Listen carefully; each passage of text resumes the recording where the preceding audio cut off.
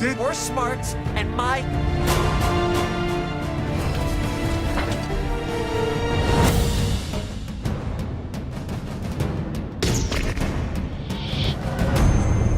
He told me enough!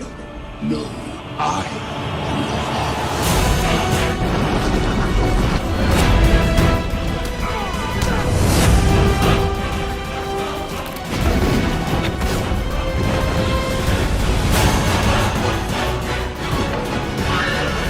Here's Chuck!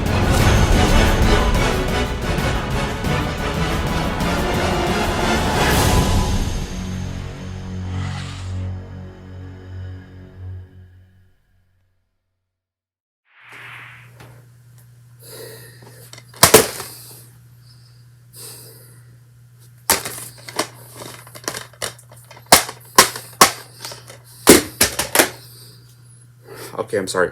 I should be a little quiet. Because I don't want to wake up the whole household. Alright? Oh my god, it's just... Fuck!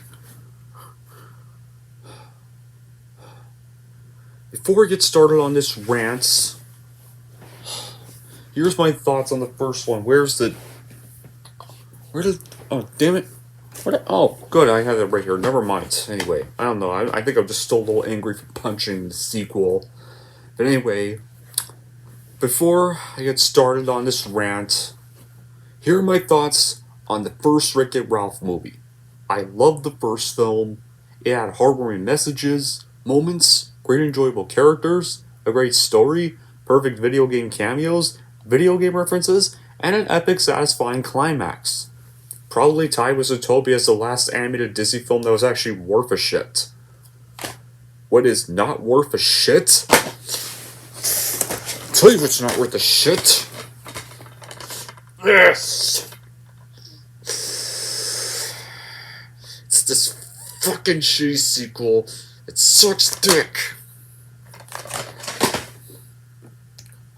Here's the plot of this. Well, this takes place 6 years after saving the arcade from Turbo. The Sugar Rush arcade cabinet is broken, forcing Ralph and Vanellope to travel to the internet via the newly installed Wi-Fi router in Litwack's arcade to retrieve the piece capable of saving the game.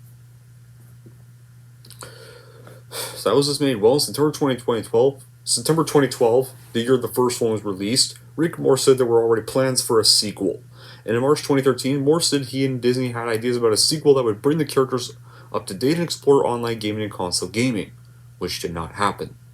Moore stated that many of the crew and voice casts were open for the sequel, believing they had barely scratched the surface of the video game world they envisioned. Even stated that they planned to include Tron in the sequel, which they did do, which appears briefly in the film where Ralph and Vanellope race at the beginning and get trapped there. In 2014, the first film's composer Henry Jackman stated that a story for the sequel was being written. Then in March 2016, Moore stated a sequel is still being planned after absence. Then in June 2016, Walt Disney Animation Studios announced a sequel to be released on March 2018, with Moore and Phil Johnson attached, and that story would be one where Ralph leaves the arcade and wrecks the internet. In March 2017, the sequel title was announced as Ralph Breaks the Internet Wreck-It Ralph 2, with Moore returning as director, joined by the first film's co-writer Johnson, and Claire Spencer returning as producer. Then in July 2018, Disney removed Wreck-It Ralph 2 from the film's title. Yeah, and honestly, after the film was shot and marketed, Ralph Breaks the Internet premiered in Los Angeles in November 2018 and was released in the United States on November 21st. The film grossed over $529 million worldwide and received generally positive reviews from critics. The film was nominated for Best Animated Feature at the 91st Academy Awards, 76 Golden Globe Awards, 46 Annie Awards, and 24th Critics' Choice Awards, and lost all 4 to Spider-Man Into the Spider-Verse, which was a movie that actually deserved those awards, unlike this. Because as for my reaction, just 3 words. Just fuck this movie. And its existence. I remember having hype for this movie when I heard there would be a sequel, and the trailers did catch my attention. Like, I would have liked to see Ralph and the other characters trying to cope with online gaming, discovering online gaming, the arcade trying to survive the online gaming era, the console at home era of video gaming, That could have been a pretty worthy sequel. No. Would have loved to see the characters cope with that stuff. That's not what we got. Instead, we got a Space Jam New Legacy bullshit money grab, much like the Emoji Movie, except to be the Disney version of it. No. This film was almost as bad as Mulan 2, another Disney sequel that ruins the first movie's legacy and makes the comic relief an unlikable piece of shit. The first Wreck-It Ralph was great. Watched it several times. It's a story about fitting in, finding your place, and finding friends. Ralph's work in helping Vanellope get back into the game she has been locked out of. This film kills that all in the first 10 damn minutes. She's no longer content with her life, wants to go to a new game. She does. So after working the whole film, getting the money to save Sugar Rush, this movie ends up being all for fucking nothing. Because she goes off and she joins another Grand Theft Auto rip-off game.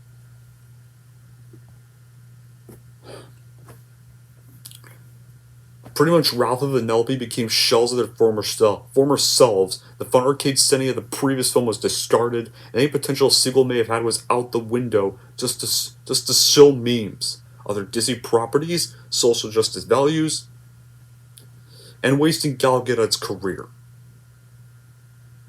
And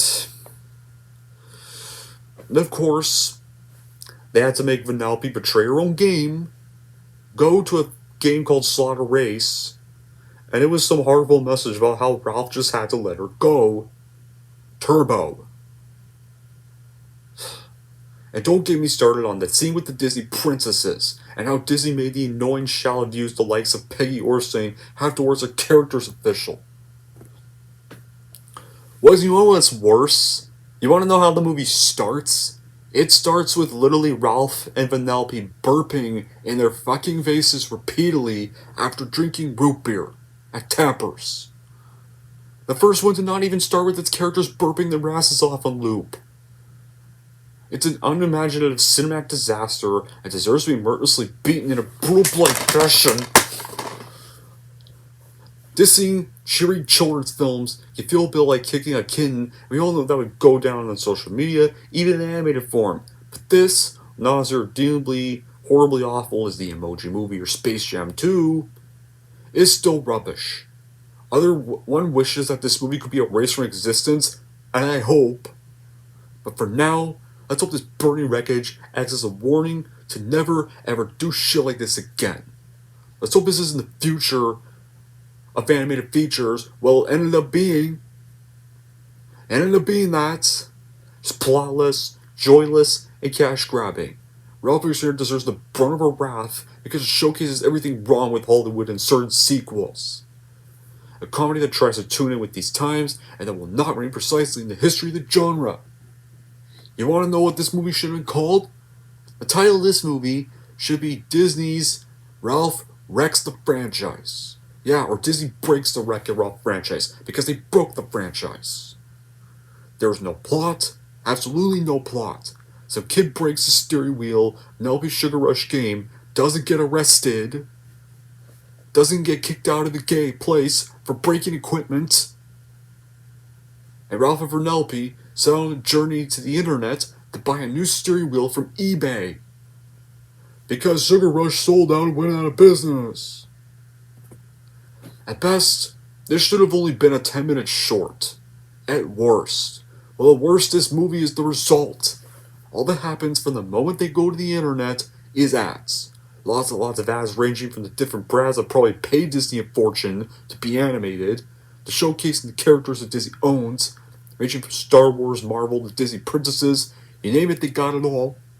And for some reason, we're supposed to enjoy watching all the characters in one damn movie for no reason. Like, but hey, Marvel does this.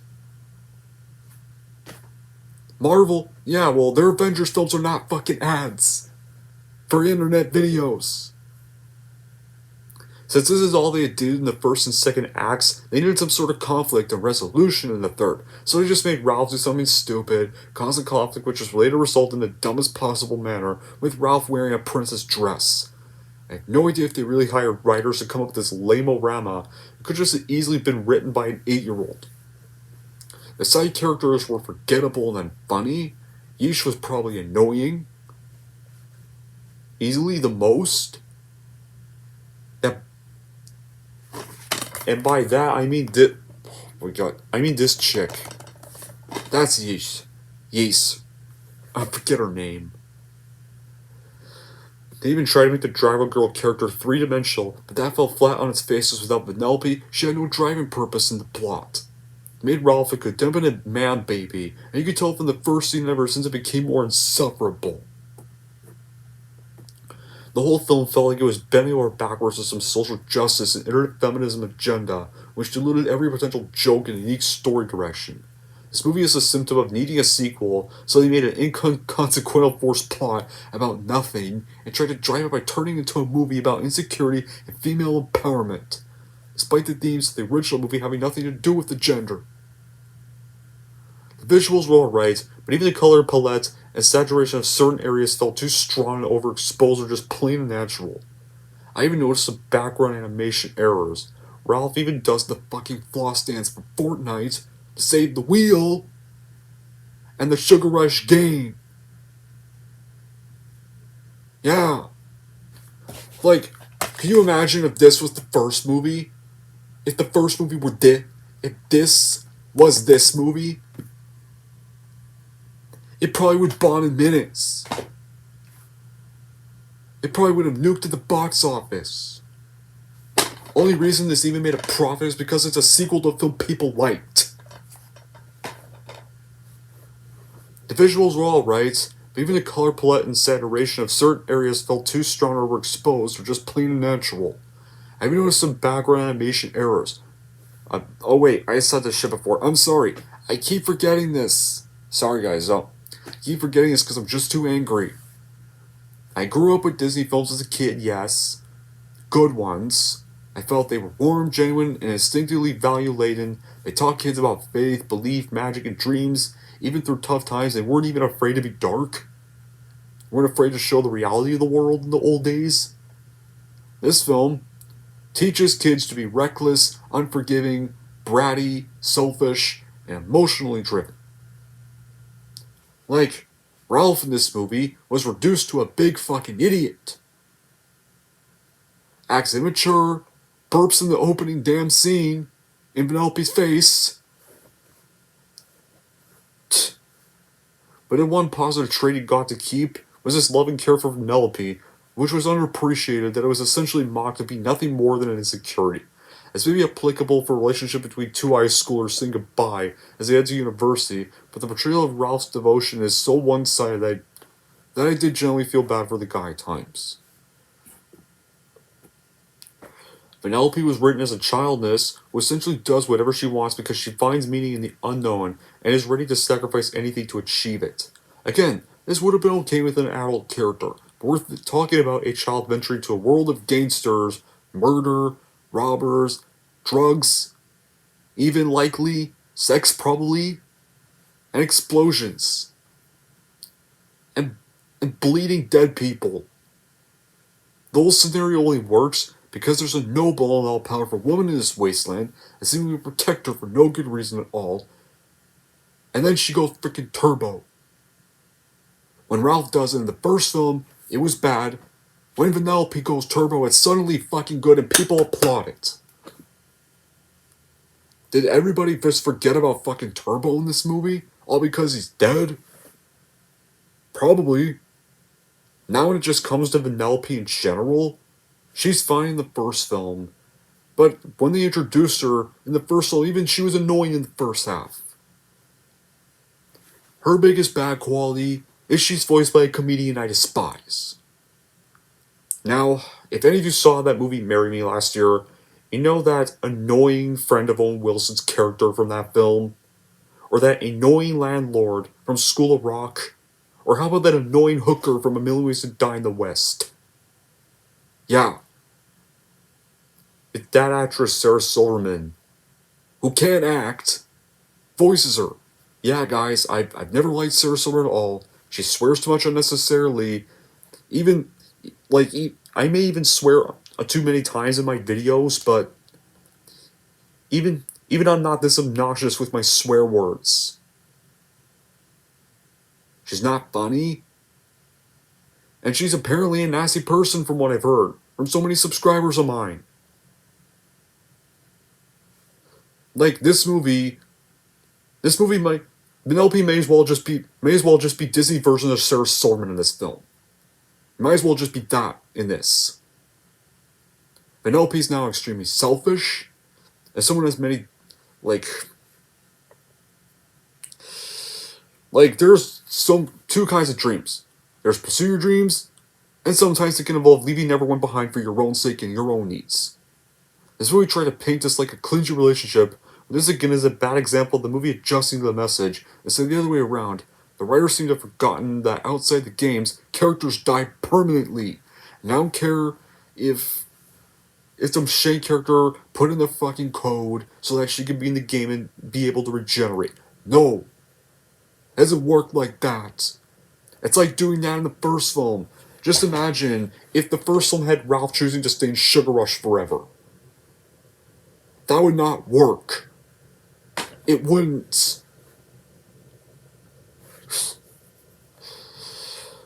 And it meant he would have learned nothing.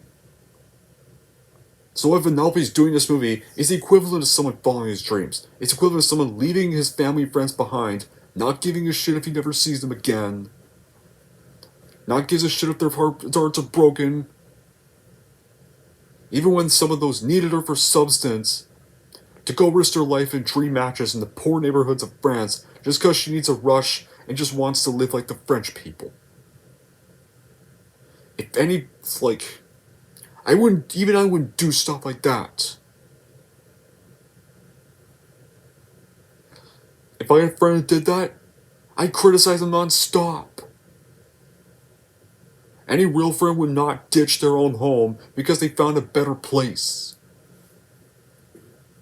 Or rip or smash something they made that other friend, which I'm going to get to in a bit. And you have a new character, the girl whose name I don't remember because I don't care. She had far too little time on screen. And after the movie's plot goes through her big mistake, she had potential to be either a good villain or a good second character, but was wasted. The instant hero usually is used as a way to make a character realize that what they see is not what they want. In this movie, this trope has been used to reinforce the character that the guy they met 5 minutes ago is important even more than their entire life because it looks cool. And that's what they really want to do. They could have either made her a good villain, sub-villain, or at the very least a good support character for the movie. No, they completely wasted her in shallow life guidance scenes. All the characters in general flanderized, made out of character, and worst of all denigrated. Which takes to my next point, the Disney princesses. Oh my god, what the hell have they done with so many of these good characters? I've loved many of these movies featuring these princesses, well not all of them. Some of them are from movies I hate. The only thing I can wonder when I saw them is, all the writers watched the same movies, or they were trying to push a dumb feminist extremist political agenda, and many of them weren't princesses. Mulan's a soldier. Many of them were rescued by big, strong men. They rescued big, strong men. Mulan saved the Emperor of China, and what's this nonsense of wear comfortable clothes because princesses can wear something besides dresses? Mulan wore knight armor. Mulan wore more than just dresses. Mulan didn't wear dresses. She wore a lot more stuff. It's like they forgot about that. Many of them wore dresses because they liked them over the regular servant clothes, like Pocahontas and Moana wore tribal clothes that have nothing to do with these dresses, and I could go on, and the ending where they rescued Ralph, God. I thought that only internet channels of political extremists could make some bunch cringe. This movie managed to be as cringy as those moments. The quote is, a big strong man that needs rescue. Well, is that supposed to be a surprise for many of you? Mulan? Thought you... They not only ruined Ralph and Penelope in this movie, that wasn't enough for them, nope. They had to ruin all the Disney princesses of my childhood too and piss me off more. I understand what Disney's trying to do symbolically here, but hey, they got the characters, target audience, and overall feel the film confused. They're trying to make an adult film in the guise of silly animation, and it doesn't work well. One of the biggest problems with this movie is that it overuses dated pop culture references and product placement, and even some shameless self-promotion for the company that made this movie themselves, such as a Ralph was shown to be flossing in one scene, and it uses social media websites like Instagram, Facebook, IMDb, and Rotten Tomatoes. This was one of the Emoji Movie's biggest problems. Aside from simply being a bad idea to begin with and having poor characterization, this makes this film look like Disney's version of that film, and it was. It's not as bad as that film, but it's pretty much close to being the Emoji Movie, the Disney version. The Oh My Disney scene simply serves as shameless self-promotion for Disney and their properties themselves, an excuse to sell more Disney princess merch, but with the film's outfits, making this look like a shameless 2-hour ad for them. In fact, this issue would later be seen in Space Jam: New Legacy, where the self-advertising takes up almost the whole movie, unlike here, where only 2 scenes were dedicated to such a theme. As of recently, Disney did it again with The Simpsons and Plusiversary, which is literally one big 3-minute self-promotion advertisement for Disney Plus and their stupid website. Speaking of shameless advertising, the whole plot revolves around eBay, making us feel like a feature-length eBay commercial, and as of 2022, some parts of the film have been outdated due to Disney's acquisition of 20th Century Fox, and the launch of Disney Plus the same year, and 2 new princesses were introduced in 2021, which were Raya and Mirabelle from their films. Plus, the princess was acquired as part of Disney's acquisition of Fox Anastasia. And like Rapunzel, one of my favorite Disney princesses of all time, makes a stupid feminist quote, or feminist propaganda quote, in the princess's scene, which destroyed her character. Her problems did not get solved because some big strong man showed up. Her problems got solved because she finally left the tower and experienced the world. That's how her problems got solved. They even did the same thing in another bad sequel in 2019 called The Lego Movie 2. Which, okay, Lego Movie 2 is not as bad as this, but it was still pretty awful. I hated it too. Oh hey, remember, now, you guys know, okay, where are they? Okay, you guys know these 2 characters? Remember them? Felix and Calhoun? They're still likable, but they're reduced to cameo appearances and get about 5 minutes of screen time in the film and are basically forgotten about. Even though this movie kind of hints at a subplot with the 2 racing the Sugar Rush racers, there would be more scenes featuring them, which were sadly cut. Like, you could just cut Felix and Calhoun out of this movie, and it wouldn't mean a thing. And Shank, despite the advertising and likable, doesn't have any development or much of a role beyond furthering Vanellope's plot. There's a strong argument that would have made much more sense for her and her crew to be the ones to rescue Ralph at the climax. She would see that Ralph was willing to fix his mistakes, and would like that she and her friends are good people they can trust to take care of Vanellope. You could just, no.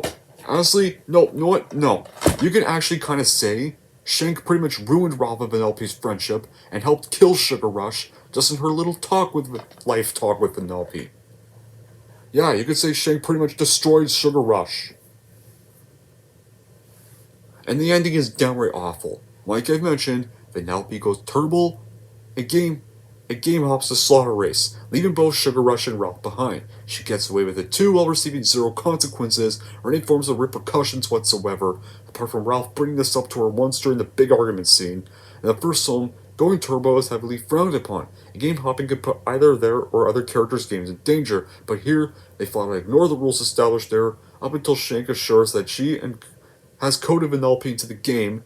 That doesn't matter, I don't care about that. And wait. Remember that metal Vanellope made Ralph in the first film, which soon led to one of Disney's most heartbreaking moments? Guess what? She rips it off his neck in one scene, throws it over the ledge and breaks it in half. Yeah, breaks the thing she made him to symbolize the friendship. No, that's gone. And even Ralph says when Vanellope pathetically apologizes for it at the end for it breaking his balls, no, it's okay. Now we can both have a half. Yeah, then the friend that stabbed you in the back broke the symbol of your friendship, and even when he first met her and in this movie treated her like shit. No, Don't be lying to yourself. Now, anytime you watch the first film, just remember, this character betrayed this guy. Anytime you visit the sequel, just remember, these two characters betrayed this guy. Caused the unplugging of Sugar Rush because of how shitty she was. And killed her game. Now, now the happy end of the first film? No, it's pointless, because now Ralph doesn't have a friend anymore, and it's pretty much back to square one. And you want to know how the goddamn post-credit scene of this movie? It's a fucking Rick roll. So yeah, in the end, just fuck this movie. It's the worst animated Disney movie ever. This is pretty much like the Last Jedi animated sequels. I despise this fucking film, and like TLG, I'm just gonna pretend this sequel doesn't bloody exist. The first film ended this story. So in the end, despite decent animation and decent voice acting, Ralph Breaks the Internet is an abomination of the worst animated Disney film ever made. I suggest you avoid this movie and only watch the first one, and that's it. Anyway, that's it for my review of Ralph Breaks the Internet, and here's how I'm obviously going to rank it. So overall, unless you want to see your favorite characters get butchered to pieces by the internet, then I would not watch this horseshit sequel ever whatsoever and just pretend there was never a follow-up. And if you're wondering how I'm going to rank Ralph Breaks the Internet, I'm going to give Ralph Breaks the Internet a 1.5 out of 10. Okay, there we go. I'm done. I just need to get that out of the way. So, yeah. You're wondering how I get the first film? A first film, Wreck-It Ralph from 2012, gets a 9 out of 10. I'll watch that any day over this sequel again. In fact, I think I'm actually gonna sell this. This is gonna get sold. Yeah. I'll make a lot of money selling this, actually. Anyway, and I'll use that money for better films I can replace it with. Until then, that'll be it for this video. Thank y'all for watching. And if you like this, want to see more, and don't forget to like, subscribe to Donji Corleone.